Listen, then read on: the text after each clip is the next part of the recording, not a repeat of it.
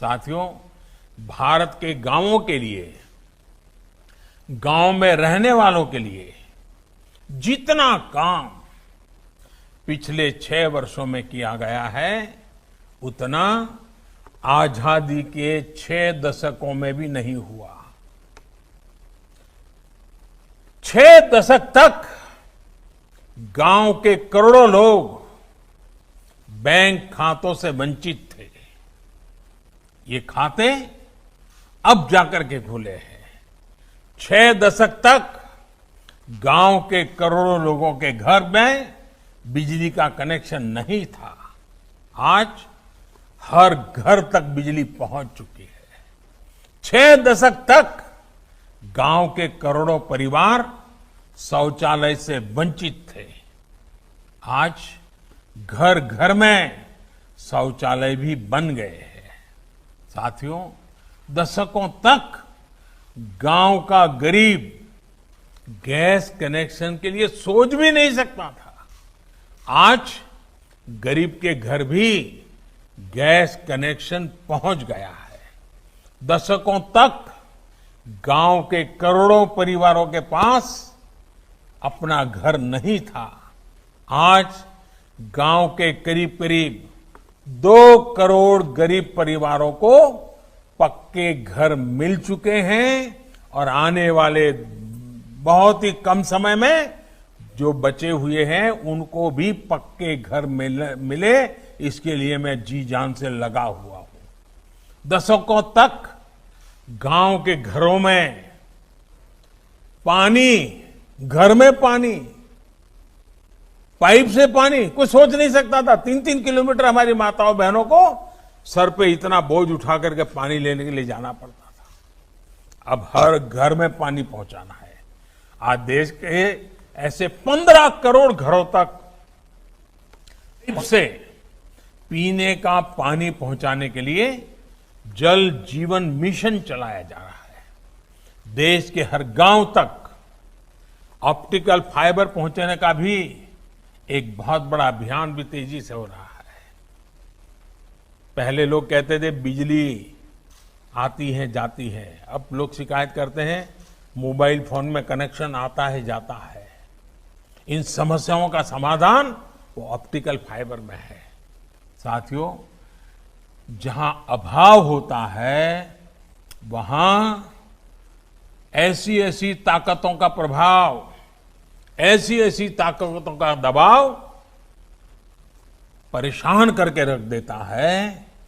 आज गांव और गरीब को अभाव में रखना कुछ लोगों की राजनीति का आधार रहा, ये इतिहास बताता है, भूतकाल बताता है। हमने गरीब को अभावों से मुक्ति का अभियान चलाया है। भाइयों बहनों, ऐसे लोगों को लगता है कि अगर गांव, गरीब, किसान, आदिवासी ये सशक्त हो गए तो उनको कौन पूछेगा, उनकी दुकान नहीं चलेगी,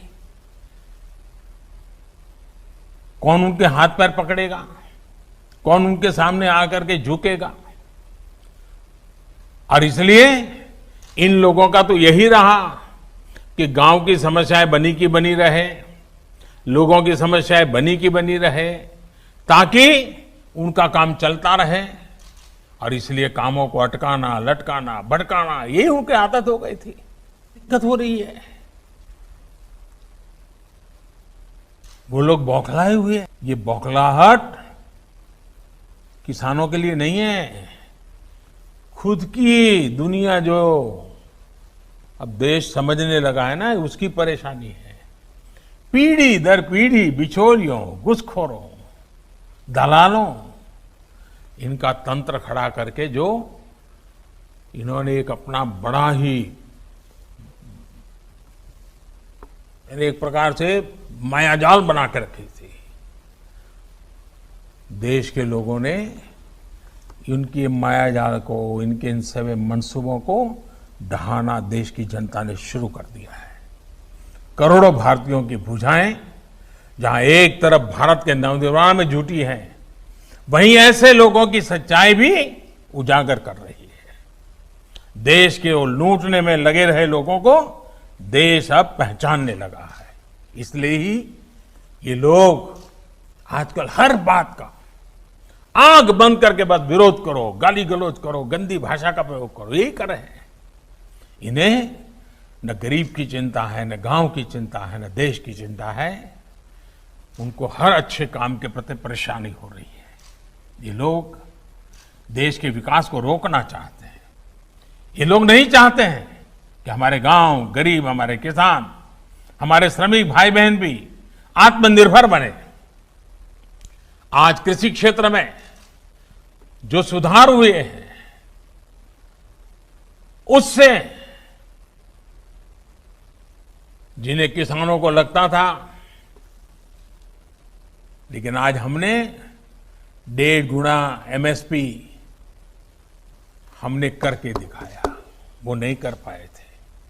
छोटे किसानों, पशुपालकों, मछुआरों को किसान क्रेडिट कार्ड मिलने से जिनकी काली कमाई का रास्ता बंद हो गया है, उनको आज समस्या हो रही है। यूरिया की नीम कोटिंग से जिनके गैर कानूनी तौर तरीके बंद हो गए, दिक्कत उन्हें हो रही है। किसानों के बैंक खाते में सीधा पैसा पहुंचने से जिनको परेशानी हो रही है, वो आज बेचैन है। किसान और खेत मजदूर को मिल रही बीमा, पेंशन, ऐसी सुविधाओं जिनको परेशानी है, उन लोगों को हो रही है। वो आज कृषि सुधारों का विरोध करने में लगे हुए हैं, लेकिन किसान उनके साथ जाने को तैयार नहीं। किसान उनको पहचान गया है।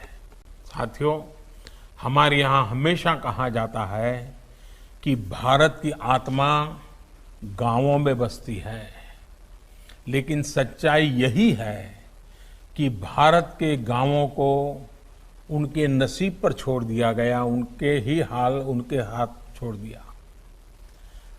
शौचालय की दिक्कत सबसे ज्यादा कहां थी भाई? गांव में थी। बिजली की परेशानी सबसे ज्यादा कहां थी? गांव में थी। अंधेरे में गुजारा किसको करना पड़ता था? गांव वालों को करना पड़ा था। लकड़ी के चूल्हे, धुएं में खाना पकाने की मजबूरी कहां थी?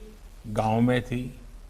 बैंकिंग व्यवस्था से सबसे ज्यादा दूरी किसको थी? गांव वालों को थी। साथियों, इतने वर्षों तक जो लोग सत्ता में रहे, उन्होंने बातें तो बड़ी बड़ी की, उन्होंने गांव और गांव के गरीब को